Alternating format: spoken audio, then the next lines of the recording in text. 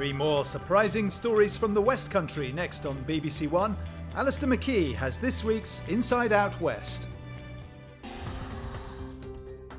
And the 9-year-old Bristol girl, hoping an operation in America will help her to walk. Hello, welcome to the film crew! I'm Alistair McKee, and this is Inside Out West.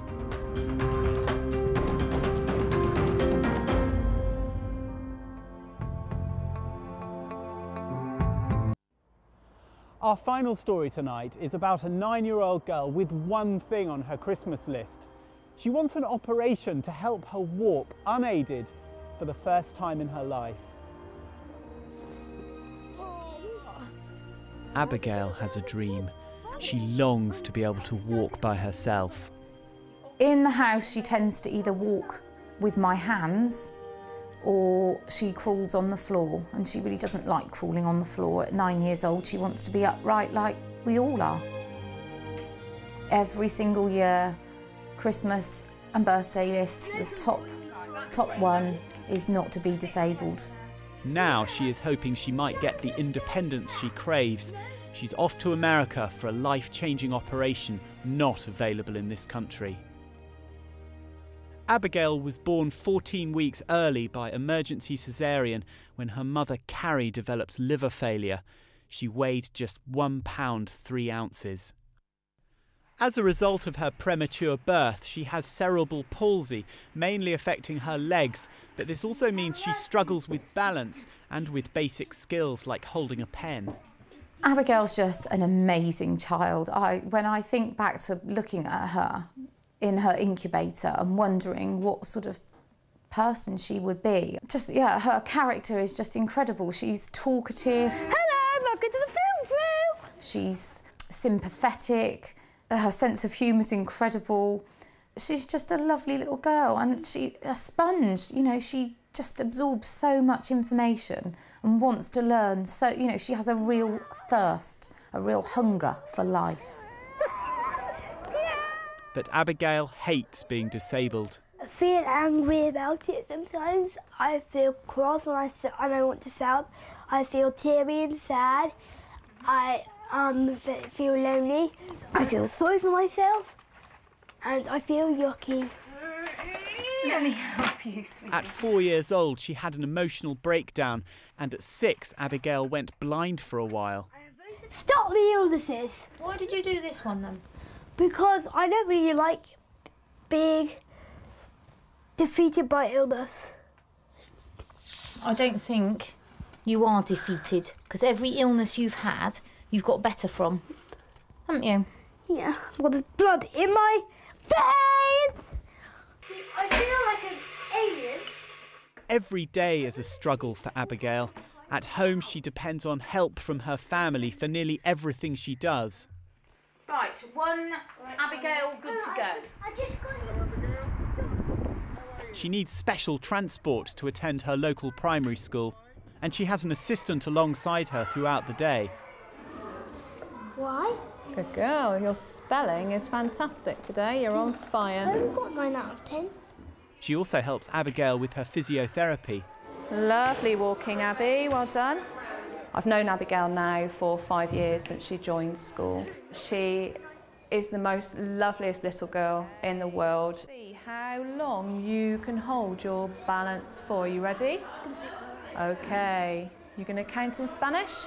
1, 2, 3. She sees all the other children running around, playing games, doing PE, but sadly for Abigail, because of her legs, she can't join in. She has to have me there with her all the time. Abby, try and relax your legs.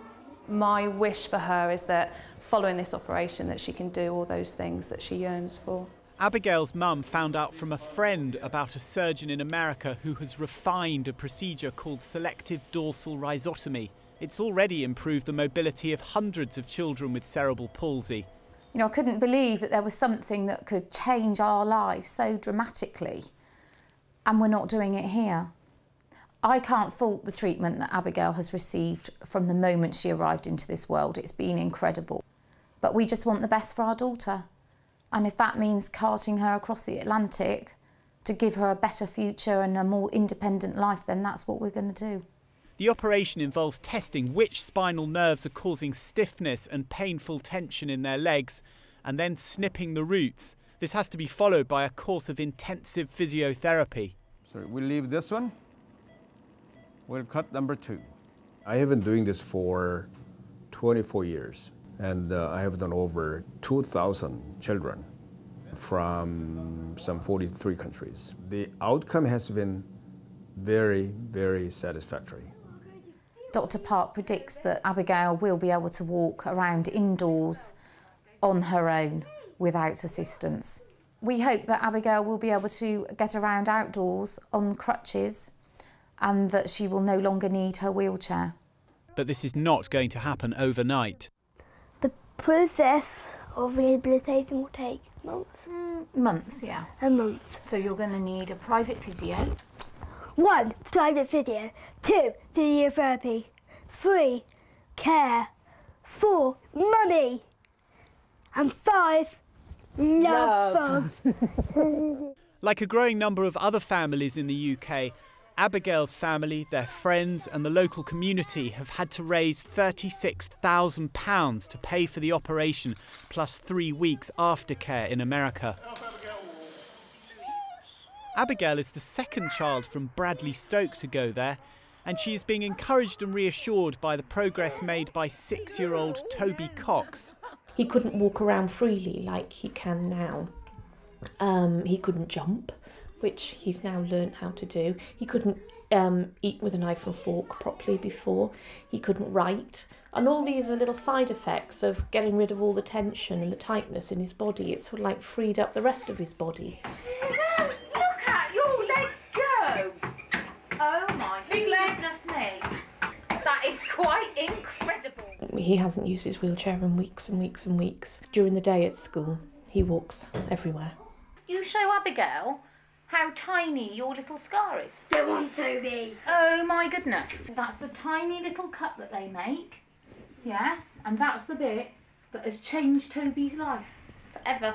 Toby he said things are a lot easier when you're not tight, is what he said, which, you know, we can't understand how he feels, but just saying that makes you understand that, you know, everything every day was so difficult for him. And now it's that much easier. So of course it was worth it. The two mothers are part of a national network of parents raising awareness of the operation and campaigning for it to be provided on the NHS. Too late for Abigail, but I still think thousands upon thousands of people will benefit if this is one day available here. And it's those people we've got to think about. Meanwhile, it turns out that Dr. Park's procedure could soon be introduced on a very limited basis in Bristol at Frenchay Hospital. A surgeon has been appointed with this specific remit, but it will depend on case-by-case funding by primary care trusts. I was very fortunate to have the opportunity to perform this operation in Memphis, where I was doing my paediatric neurosurgery fellowship. And I must say, the effect it has on children is quite remarkable, although there's a requirement for physiotherapy in the beginning, of course, and this does go on for quite some time and requires a significant commitment from the family. It clearly does make a huge difference in the way they walk, in the way they can carry themselves, and also because they become much more confident in their general well-being. Let's have a look. Which one is sweets or is it candy? You're in American mode. Put it down. It's now just a couple of weeks until Abigail, her mum and dad and 5-year-old sister Talia set off for America for the operation in Missouri. We're obviously quite nervous for Abigail because she's, as we know, nervous about it. So nervous, really nervous, really nervous. But I think as we've dealt with everything that's presented to us, we will, you know, one day at a time, one step at a time, we'll get through it. And I think we are fairly, you know, we are positive that we are doing the right thing for her. Abigail hates being disabled, and it's getting very tough on all of us to try and keep her motivated and happy when she can't play with her friends. And anything we can do to help her in that, we should go and do. You try your best, but you don't succeed. But you get in love. stuck in reverse. It's real God, you hold big notch boats. This is the doctor. To fix you. Are you the plumber? I can't believe it. Thank you, Dr. Park. Well, best of luck to Abigail and her family. And you can find more about Abigail's story on our Bristol website.